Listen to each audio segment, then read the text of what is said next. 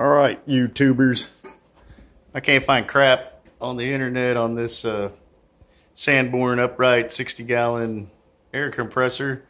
Everybody's got a Cobalt or a, I don't know, a Husky or some other brand.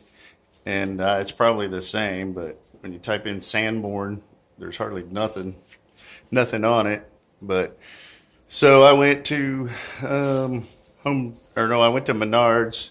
That's where I got the air compressor at. It was like $4.50, but it doesn't come with plugs or nothing. And then I had to wire 220 out of my breaker box. Went and got a 30 amp double pole breaker for it, and got some 10-2 wire.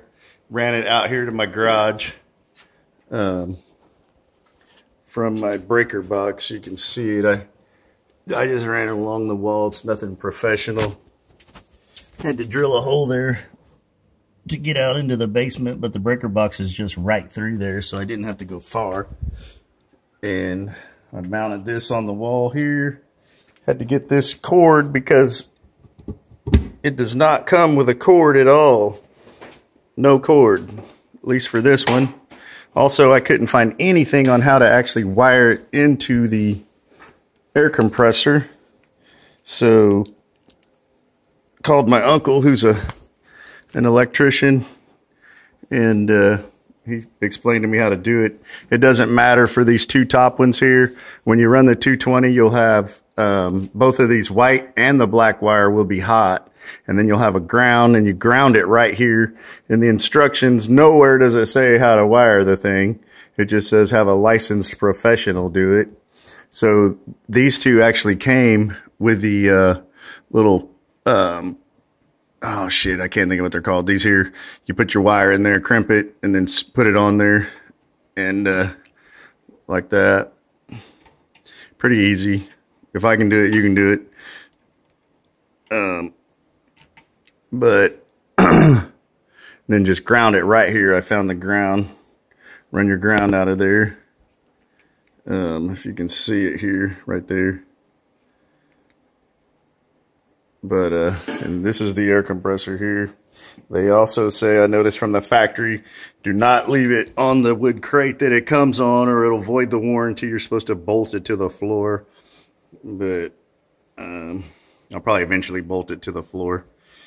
And then here's this wire here was a big heavy duty, what was it? It was actually like 10-3 is what it was called.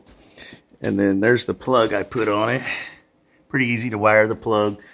Here is the boxes they came in. It was a 30 amp, and you have to get 250 volts. I got the 30 amp one first and brought it home, and then realized it only said 125 volts on it. That's not enough. That's the one that I put in the wall, which is right here. Wired it in there. So my air compressor will plug in there. And then here's the box from the other one. That is the plug that goes on the end. Let me get it up here so you can see it better. This goes on the end of your plug that's going to come from your compressor to the wall. 30 amp. Somewhere it says, oh yeah, 250 volts right there. My garage is a mess. I just moved in here about a month ago. And then bought this little critter over here. Not the big moose. This little baby Pyrenees here. She's only not quite 2 months old. Her name's Bella. She's ornery. And this is Sarge. Ow! Ow, she's got sharp teeth. Alright. Well, got any questions? Let me know. Also, I'll remind you that there is a 30-minute break-in period when you start this thing for the first time. They say you want to run it for 30 minutes with the petcock valve on the bottom of it, which is down here. Turn it counterclockwise so it'll be open.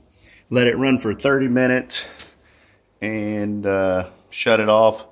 And then close the petcock valve back, turn it clockwise, and then you're good to go. Bye.